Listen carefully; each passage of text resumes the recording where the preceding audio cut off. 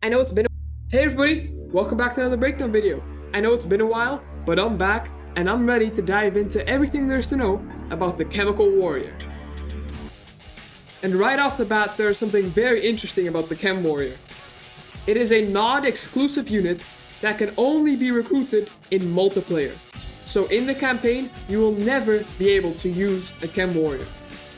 And if you're interested in downloading the game or learning how to play multiplayer, be sure to check out my step-by-step installation guide that I'll have in the iCards right now.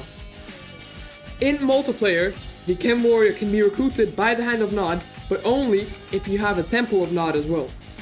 And the Temple of Nod is a structure that lets you nuke the enemy.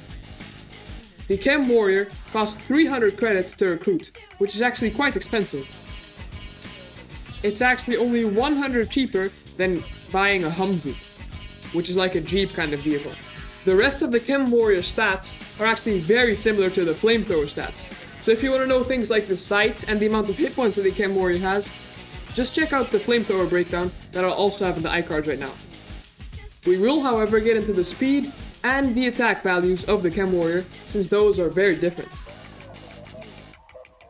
Now the Chem Warrior has a speed of 8, which is exactly medium. Right here we have a Chem Warrior, a Flamethrower, and a Bazooka piled right on top of each other. We're going to move them here to see who wins the race. So let's select them and drag them over to here. As you can see, the Flamethrower is sprinting ahead because it has a speed of 10, and the Chem Warrior with the speed of 8 is second, and the Bazooka with the speed of 6 is third.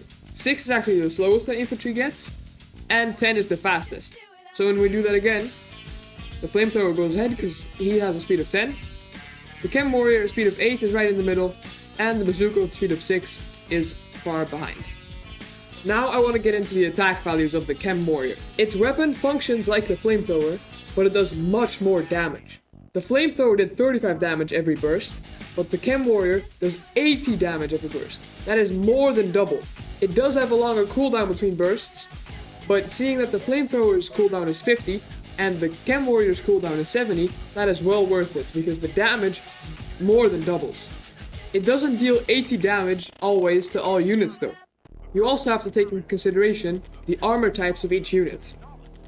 For the Chem Warrior though, that calculation is exactly the same as the Flamethrower calculation. So again, I would highly recommend you watching the Flamethrower breakdown video to learn more about the Chem Warrior as well. Lastly, I want to tell you about some special properties of the Chem Warriors. They do have some, because otherwise they would be way too similar to Flamethrowers. First of all, the Chem Warriors are immune to Tiberium. They can walk through it and not take any damage whatsoever. So as you can see, they're walking through the Tiberium right now, and they're taking no damage.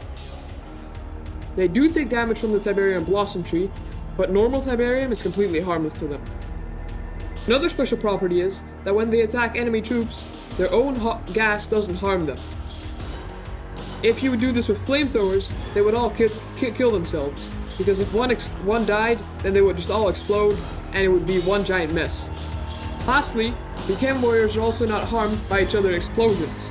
So, when Flamethrowers die, they explode violently and kill even allied units around them.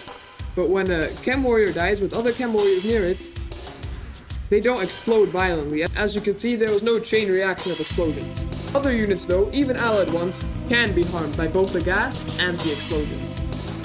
So my advice for using the Chem Warrior is quite similar to the one that I gave for the Flamethrower, but only Chem Warriors are ideal as a group. Flamethrowers would kill each other, but Chem Warriors can work together very well since they don't harm each other.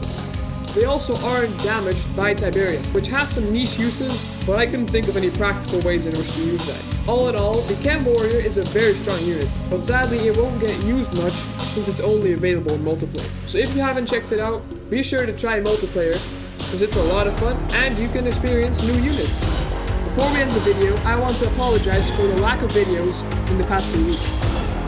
My hard drive crashed, and ever since, I've been trying to get the settings from OBS back, since I've got a really bad mic and I need a bunch of filters, and to just restore files, restore settings, so I've been really busy with that. But to make up for that, I got a really cool announcement for you guys.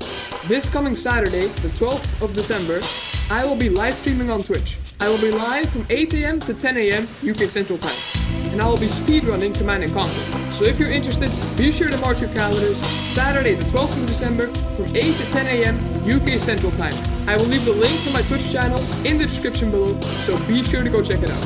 And that's it again for this week's breakdown video. Thank you so much for watching. I really hope you enjoyed. If you did, be sure to hit that like button. Feel free to let me know what you thought of the video in the comment section below, and make sure to subscribe to never miss out on any Command & Conquer content. Catch you in the next one.